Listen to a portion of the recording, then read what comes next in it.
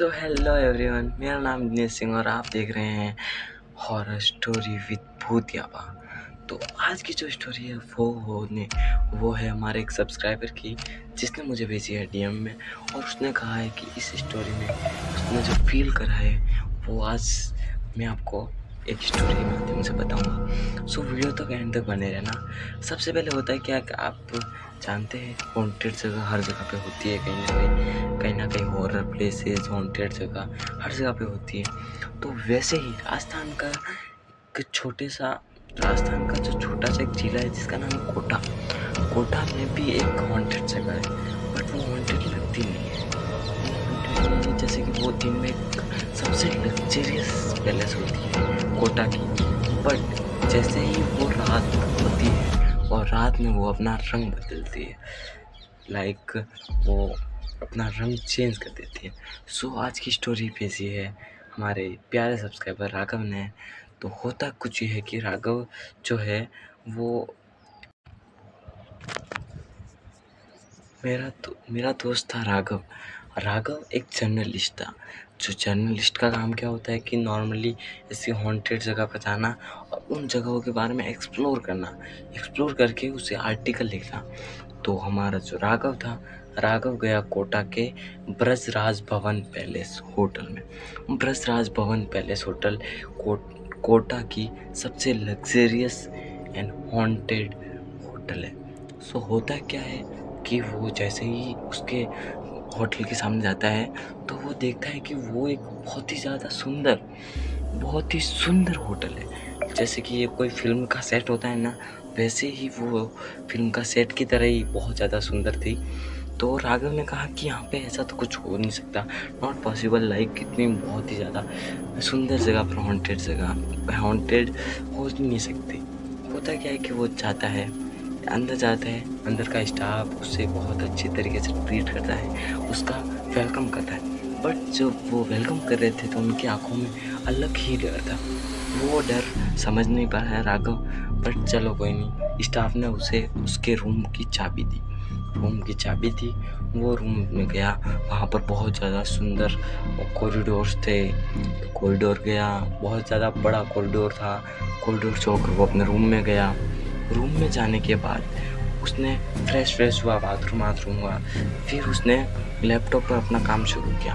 तो लैपटॉप पर अपना काम शुरू करने के बाद वो रात के 10 बज गए थे। रात के 10 बजने के बाद हमारा राघव गया उसी होटल के रेस्टोरेंट एरिया में, लाइक भोजन करने के लिए गया था। जैसे ही वो रेस्टोरेंट एरिया में गया, इतना बड़ा रेस्टोरेंट एरिया था, बट वहाँ पर चौंकाने वाली बात ये थी कि वहाँ पर लगभग ओनली 10-15 लोग ही थे, गिने चुने लोग ही थे। इतने ज़्यादा पूरा रेस्टोरेंट भरा नहीं था, गिने चुने लोग ही थे।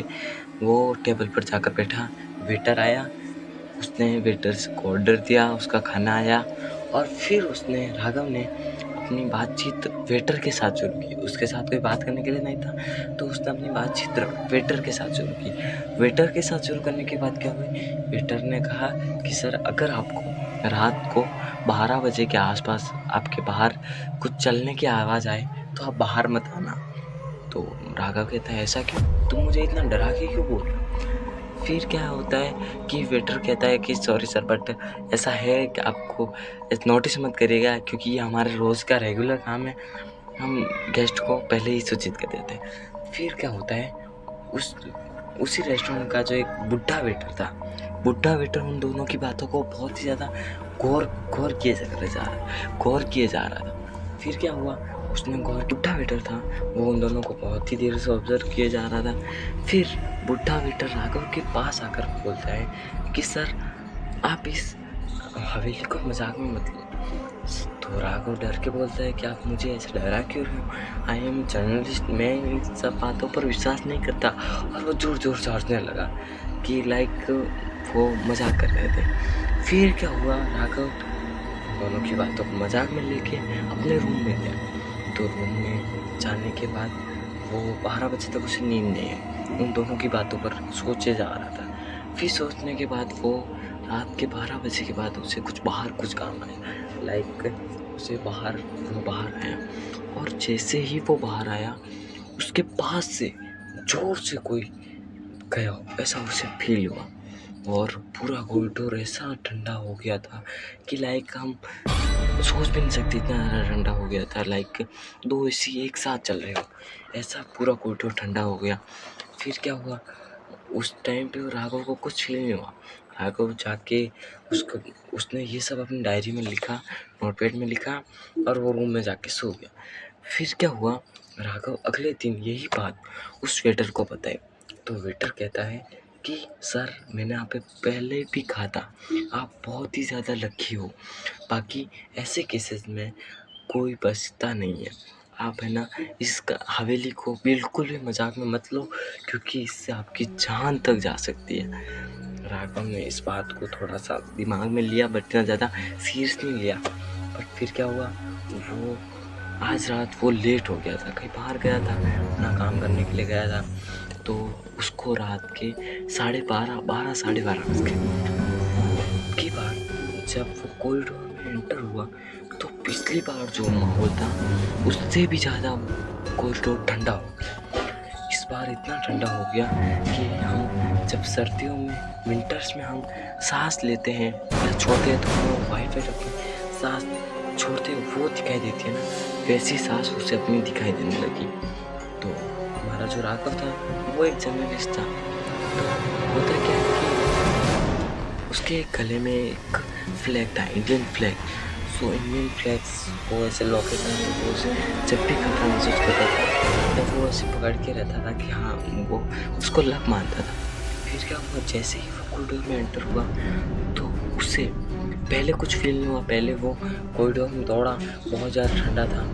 उसके सामने एक दरवाज़ा था, दरवाज़ा बिल्कुल ओपन हुआ था, ओपन दरवाज़ा था। उसे लगा वो बुड्ढा वेटर यही है जो उसे परेशान कर रहा था, अपनी स्टोरी को सच साबित करने के लिए उसे परेशान किया जा रहा था। फिर वो राघव दौड़ के उस दरवाजे के पीछे गया, उसे कोई नहीं मिला, कोई भी नहीं।